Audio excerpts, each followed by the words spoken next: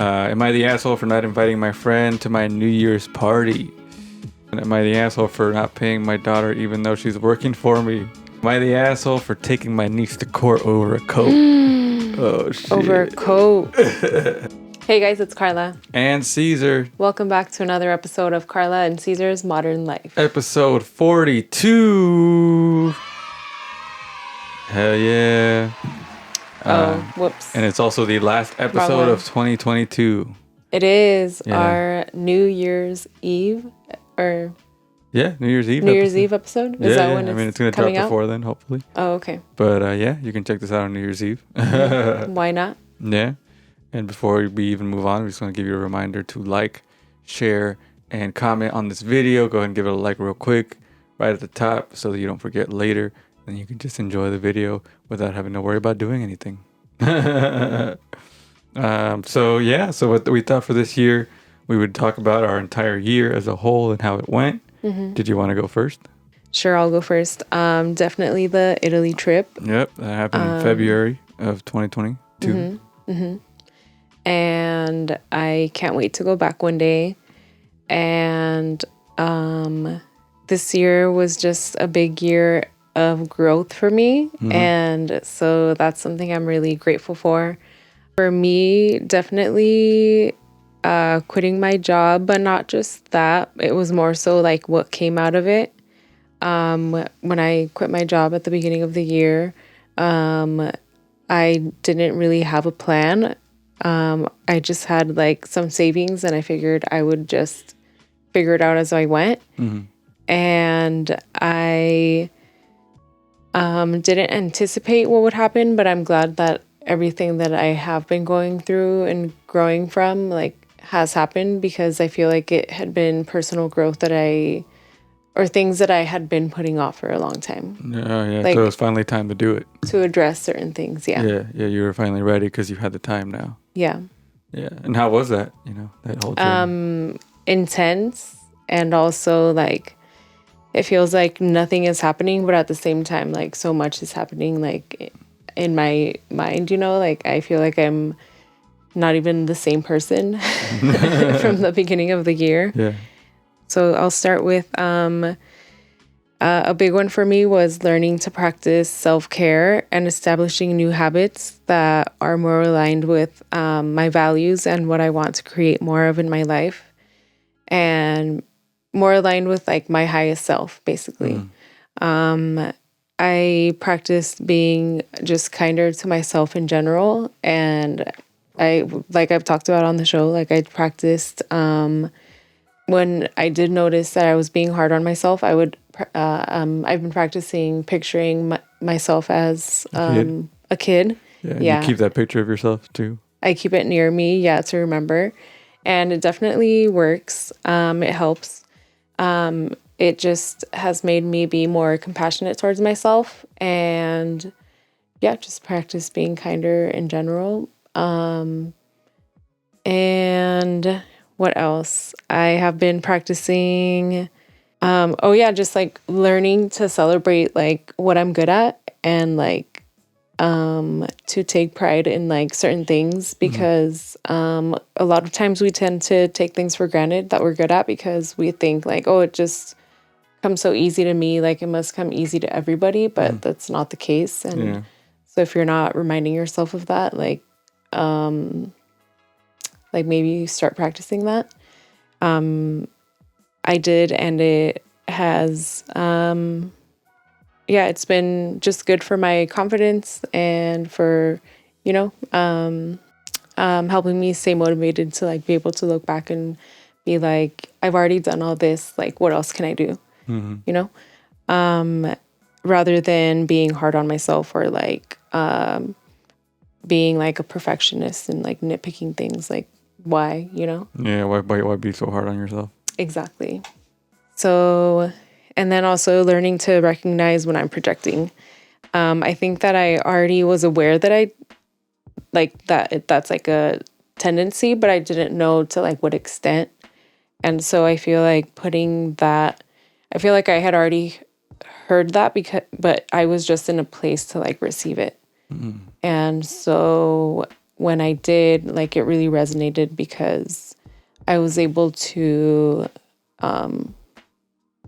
just recognize things that I needed to work on that I was putting on others, and just like I didn't realize like to what extent I was doing that, I think. So that was super helpful. This year I practiced surrendering for the first time.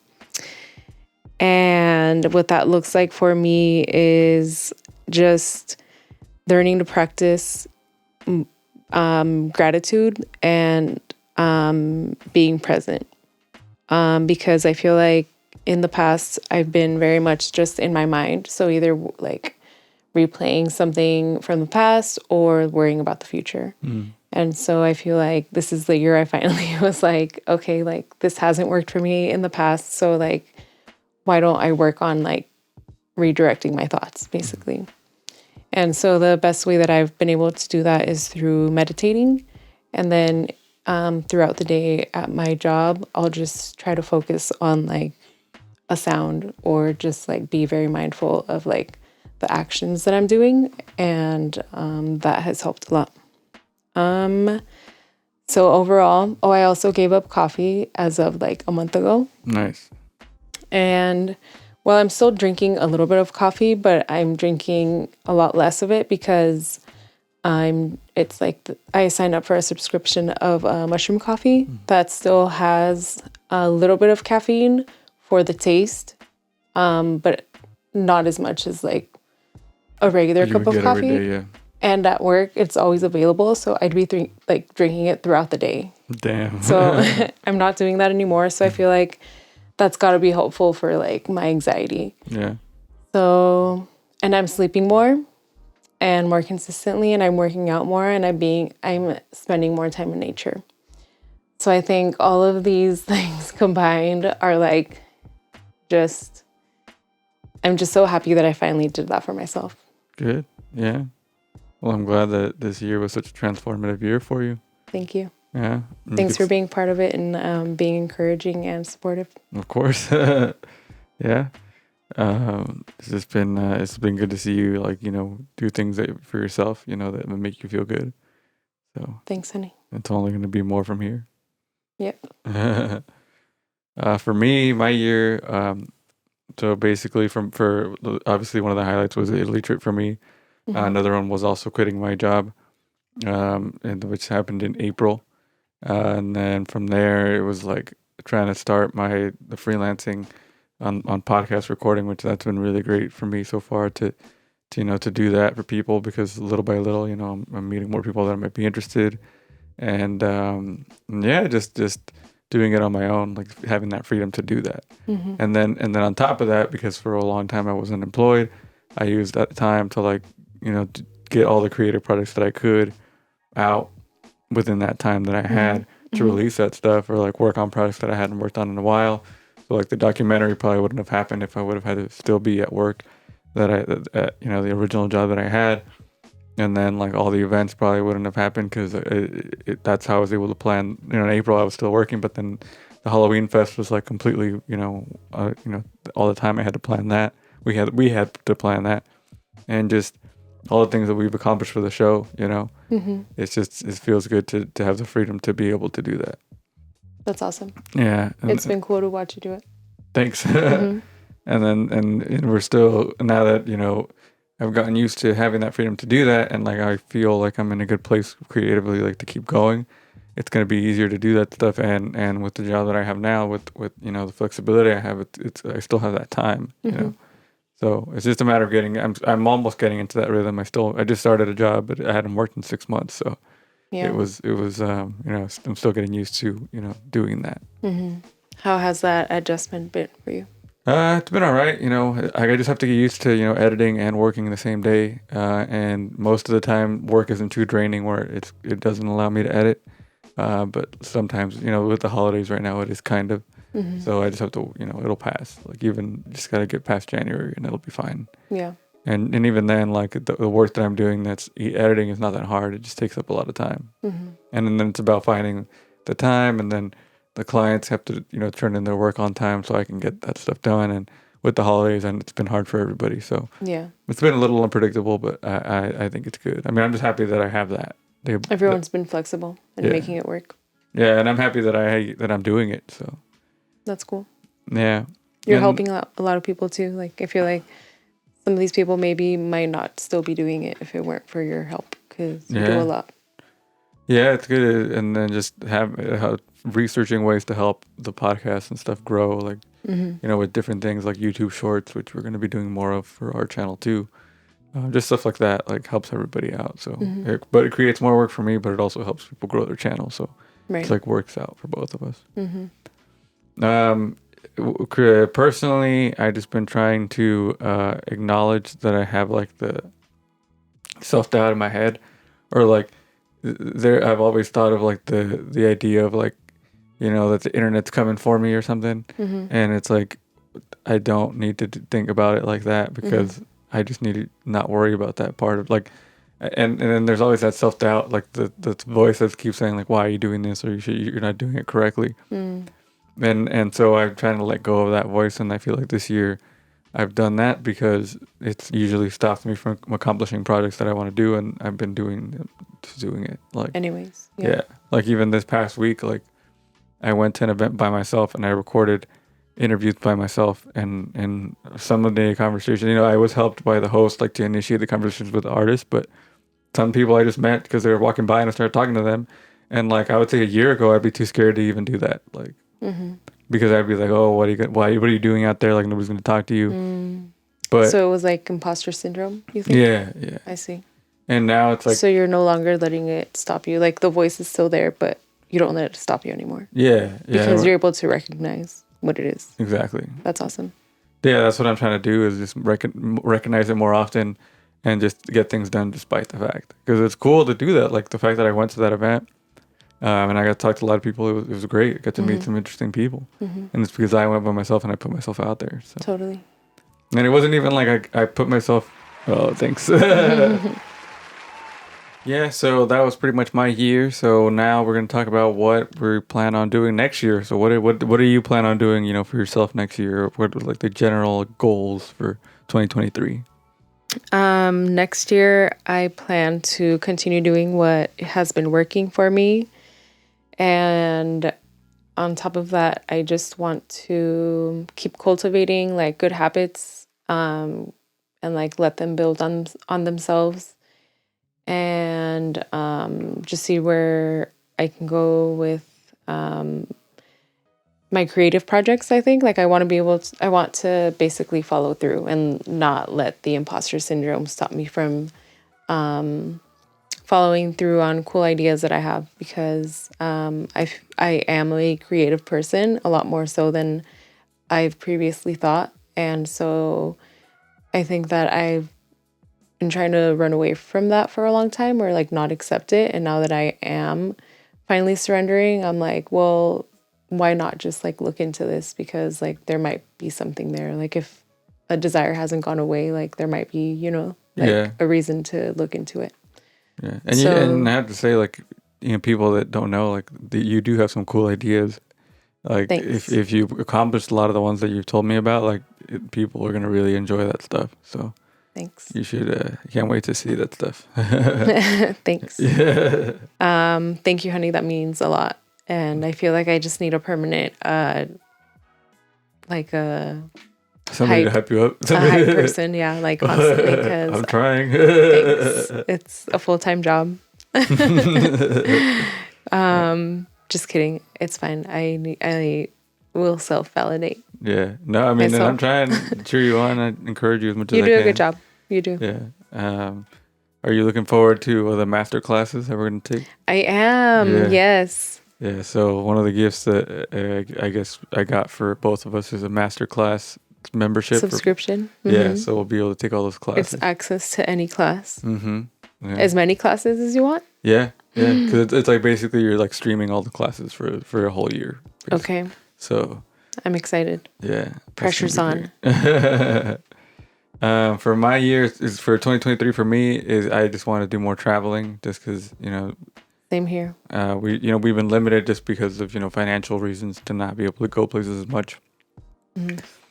Which it's been a sacrifice that we made this year, but I like ultimately with the freedom that we have, it's like, and so now we've been like trying to explore more of our closer surroundings that we can drive to because it's like cheaper to go out to and do that stuff, which is, it's a good first step to do that. And we did that today, the day that we're recording this, because we're celebrating our anniversary, and we went to LA today.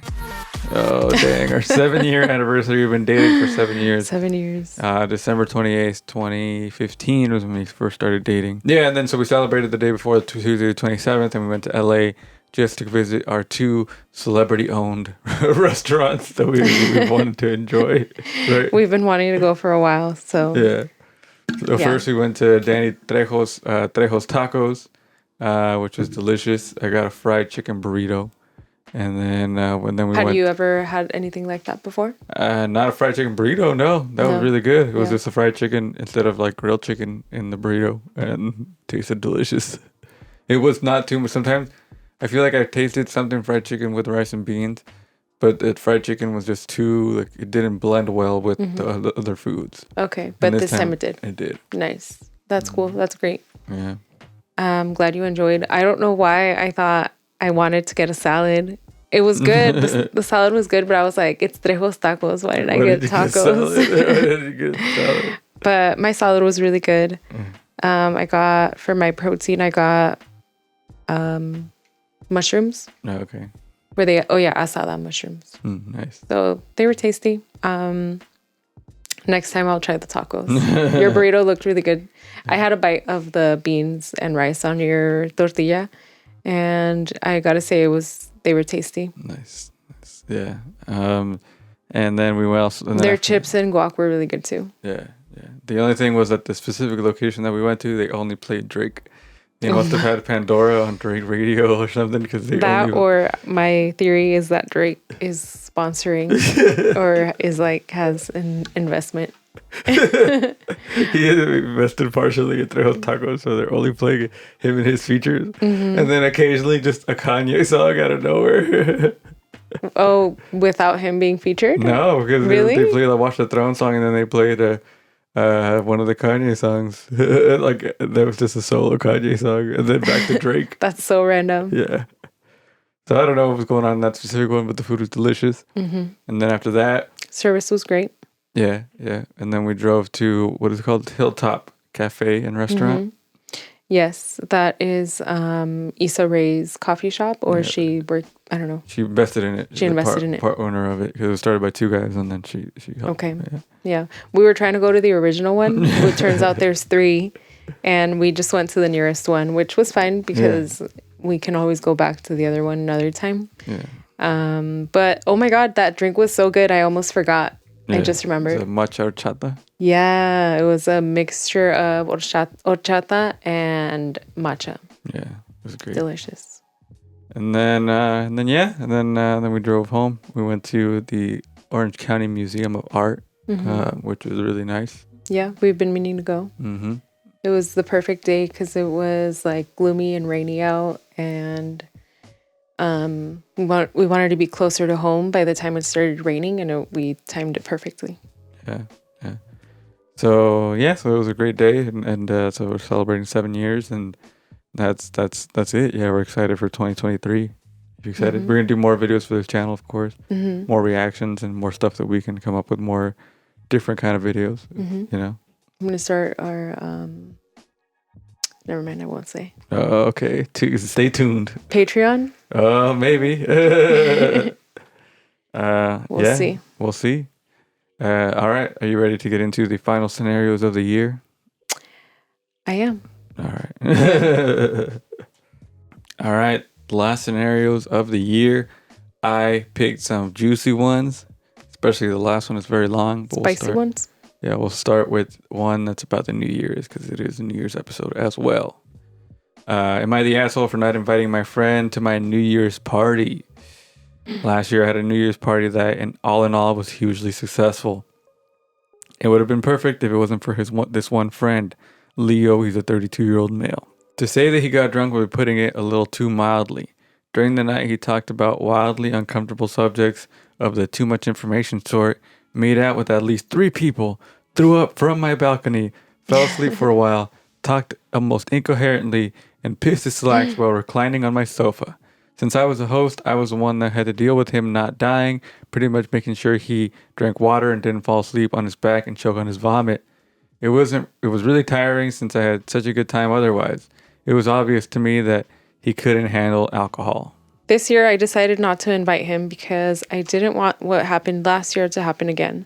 I don't mind people getting a little drunk, and yes, anyone can have a bit too much, but I don't have the patience to take care of someone that plastered. I get uncomfortable when people make out in my home, even when both parts are happy, and I'm not exactly in the mood for deep cleaning my sofa because a grown man pissed himself in it. Another friend, Freddie, asked me why I hadn't invited Leo this year. These guys are basically brothers, really close friends. I told him that it was because of last year, and that I didn't trust him to handle alcohol after that. Freddie said that I was being too harsh and Leo made a mistake and paid for it by feeling shame and sadness, and he learned his lesson, and he's really hurt that I won't invite him again. I told him that while I like Leo a lot, people should have learned this lesson a long time ago before their 30s. Freddie said that if I don't invite Leo, he won't come either, but instead go to Leo's place and celebrate just the two of them. I thought that was pretty pitiful because I'm so close to Freddie and I would love to have him here, but I can't budge on inviting Leo. Am I the asshole for not wanting my friend to repeat the events from last year? Dang. So what do you think? I think that maybe if there is a second party, they can just host it at their place. So he's saying like Leo should just celebrate with Freddie and that's it? Well, they can invite other people. Like, she's throwing her party for sure, though. Yeah, that's the writer is saying that they're having a party, but they don't want to invite their friend. They got too drunk. Yeah. So are they messed up for doing that or not? I feel like I don't blame them for not wanting to invite them. Yeah, right. But at the same time, like, if he apologized for the mistake and he realized like he was in the wrong and he's been trying to like work on himself. I mean, maybe this person knows that if they have or haven't, but maybe just don't assume. Yeah. But assuming that they know that they haven't learned from the situation, then I don't blame them. Yeah. That's what I'm thinking too, is like they probably think that Leo's still doing this kind of stuff. So then it makes sense that they wouldn't invite them. Mm-hmm. Yeah, because unfortunately, nobody wants to be the person babysitting and... Yeah, it's true. Nobody wants to babysit a drunk person, and yeah, so I can't blame you for. I don't think you're an asshole for not wanting to clean up after a drunk person again. Mm-hmm. Especially after all that, like, oh my god, it was a lot. Mm-hmm. It was like peed himself, made out with people, threw up from the balcony. That's crazy. All right, I'll read the next one. Am I the asshole for not paying my daughter even though she's working for me? What? So I own a small store and my daughter has always been helping around since she was 14, but now she's 18 and asking me to pay her for what she does. As I said earlier, she's always willingly helped me run the store as I mainly do it all by myself, although I have one part-timer, and since the mother isn't here anymore, she always tries to help me as best she can, but lately she keeps asking me to pay her because she says that what she does is what an employee would do, so she deserves it. However, in my opinion, she doesn't because she just arranges the store, cleans it up, and sometimes takes care of checkout. I mean, yes, it's something an employee would get paid for, but since she's my daughter and I already provide for her and pay for all her living expenses, I don't think that I would pay her again. It would be spoiling her. I already refused several times, but she doesn't want to give up and keeps sulking and being angry at my answer. Dang. She's going to college next year and I will be paying for it, which is not something every parent does for their child. So she's being a bit over the top with this request for me. So am I the asshole? Just to add, I never forced her to work for me. She's the one who asked to work for me as it allows her to spend more time with me. Working at my store is our little bonding time together. If she wants to quit, I would allow her, and if she wants to work somewhere else, I would too. I never told her that I wouldn't pay for her college if she stopped working for me, and I constantly pay for anything and everything she asks me for. I give her spending money if she asks. If she wants new clothes or wants to buy something she found on the internet, I would buy it for her. If she asks me to do something with her, I do it.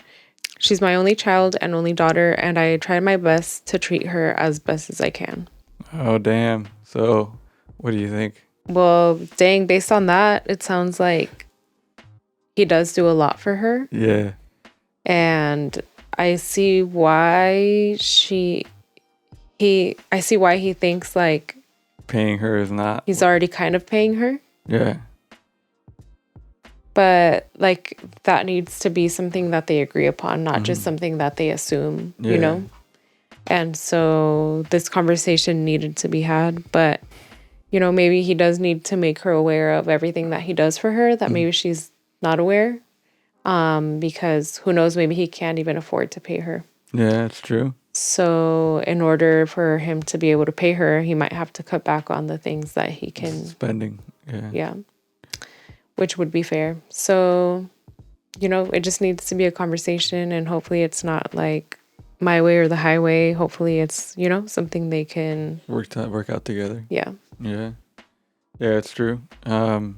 Yeah, I think it's not good to not pay her, but at the same time, like I get why he wouldn't want to do it. Yeah. So- And it's good for her. It's like, it can be a learning experience because it's like good for her to like, you know, try to establish this boundary. Step up Because- for her dad like that. Yeah. Because she realizes like her time is valuable. So, you know, you can look at it that way too. Like Yeah. it's good for her. Yeah, I'll read the update.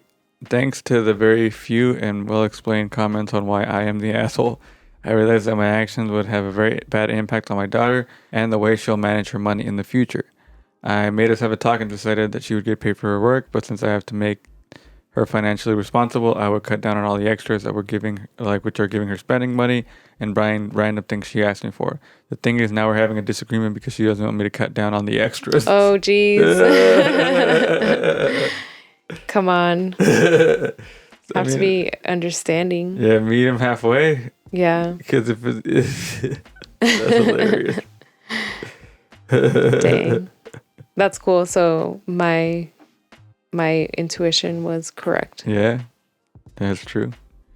So I hope they work it out, but I think they have to reach a compromise. Like if he's gonna pay you money for your work, then he can't afford to do both. Like there's only so much money a person can have, and it's like he's running a business by himself with one employee now, 2 employees. Yeah, That's still not easy, you know. So it's true. cut your dad some slack at that point, you know. Be open, be like honest and open about your financial situation, because that's another learning opportunity right there. All right. The final scenario of the year. I made it a juicy one. There's an update to it and everything. We're going to start with just the first part. Okay. All right. Well, do you want to start? Yeah. Okay. Am I the asshole for taking my niece to court over a coat? Oh, shit. Over a coat. I, a 28-year-old female, have a niece who's 16 years old. She's my sister's only child.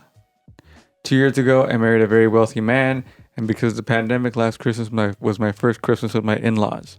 My mother-in-law gifted me a coat that is worth more than $20,000. I was wearing it and asked her where she bought it, and she said it will be my Christmas gift from her. I didn't know how much it was. I knew it was expensive, but I thought maybe $3,000 at most. I was visiting my sister last January when my niece saw it, and she Googled the brand and showed me how much it really was. I won't lie, I didn't wear it after that because I was afraid of ruining it. Last week, I wore it while visiting my sister. While I was putting it back on to leave, I felt something go splat on my back. Then my niece started cackling, and the smell of paint hit me. I was pissed off, and she was not apologetic at all. Her mom screamed at her and said she was grounded, and then she said she will pay for the dry cleaning. While I was in the car, I was still in shock, by the way. I got an alert that my niece posted a reel. It was her doing a prank on me and said, I'm going to hit my aunt's $20,000 coat with a paint-filled balloon to see how she reacts. I saved it on my phone and sent it to her mom and told her that a week's grounding is not enough. She did not reply, but I saw that my niece took it down, and it got less than 5 views by then. Oh my God. The next day, I found out my coat cannot be saved. So I called my sister and told her daughter has to pay it back. But we got into an argument, and she said they will not be paying it, and that if I wanted a new one, I should get my husband to buy it for me. I think they should pay for it. They can't afford it. In my opinion, they should just sell my niece's car and pay me back my money. Oh, wow. We did not reach an agreement, so I told her I will be suing, and I reminded her that I have video evidence of her doing that. And A, she put it online on purpose, and B, she knew exactly how expensive it was. People in my life are being not objective at all. I've been called an asshole. Some are not calling me an asshole for not wanting to buy a new one. And I've become so obsessed with the price of the coat, they're calling me an asshole for simply owning the coat and wanting a new one. So am I the asshole? Dang.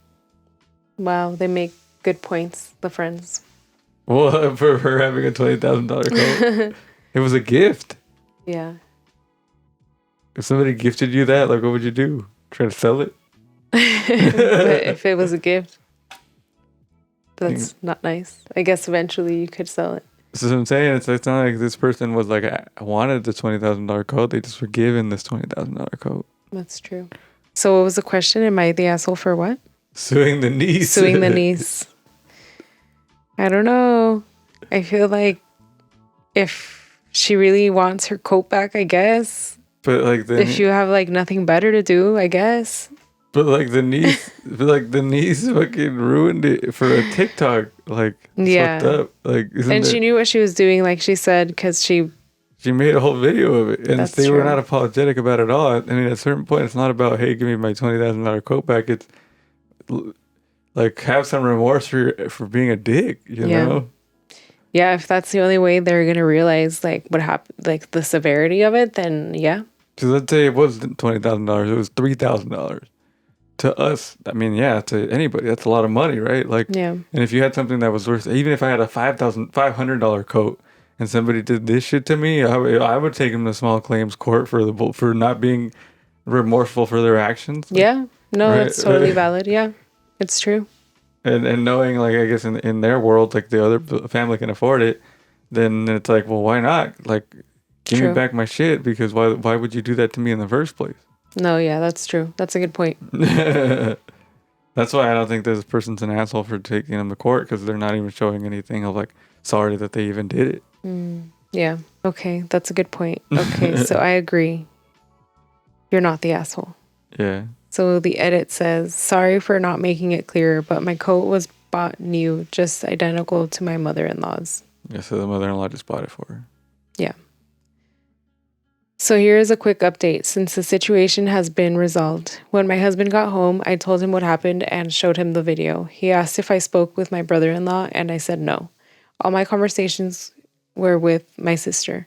He said that he will take care of it. Now, a disclaimer. I understand nothing when it comes to insurance claims, and this is what my husband told me.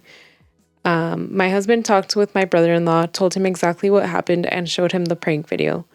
Then he told him that the coat was insured. We will be filing a claim and submitting the video, and we might have to file charges for the claim.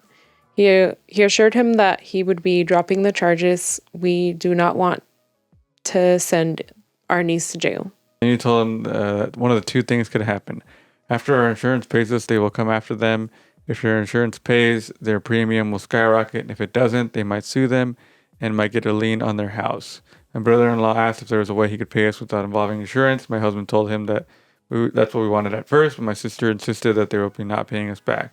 Apparently, my brother-in-law was not in the know, and he was very pissed off at what my niece did and my sister's response. They came up with this solution. My niece's car will be sold, and if that doesn't fetch the whole compensation money, she will get a job and pay me the whole check until it's paid off, or she'll be grounded for the rest of the school year. I'm thankful for the parents who encouraged me to talk to my husband. So the people who encouraged me to talk to my husband. So they're going to make the teen pay the entire $20,000 back. Wow. That's what happens. Consequences. Yeah, I think that's fair. Like, it's a big ass thing to do. Mm-hmm. Fuck up somebody's super expensive coat. Did they say how old the niece is? 16? 16. Yeah. 16-year-olds these days are wilding anyway. You know, maybe it's good that one of them has to learn a lesson. Especially these rich people. Sounds like that. Yeah, it'll be hopefully a lesson learned, and they'll be able to look back on it and appreciate whatever came out of it. Yeah. So yeah, I like that one. That one's a big juicy one for you guys. For the end of the year. For the end of the year. So you excited? You excited for the next year? I'm excited. Yeah. Mm-hmm. All right. That was it. Remember to subscribe to the channel, and you can follow us online at I am Cesar Rod. Where can they follow you? On Instagram at Carlella Rod 89. And then my other show that I do at The Rodriguez Show on Instagram and on YouTube. You can check out the videos. Recently, we've done 2 documentaries there, and check those out. And where else can they follow you? On my plant page, also on Instagram, Plant Parenthood OC. All right, we'll see you next year. Remember to take care of yourself and each other. Thank you guys for watching. Happy New Year. Bye.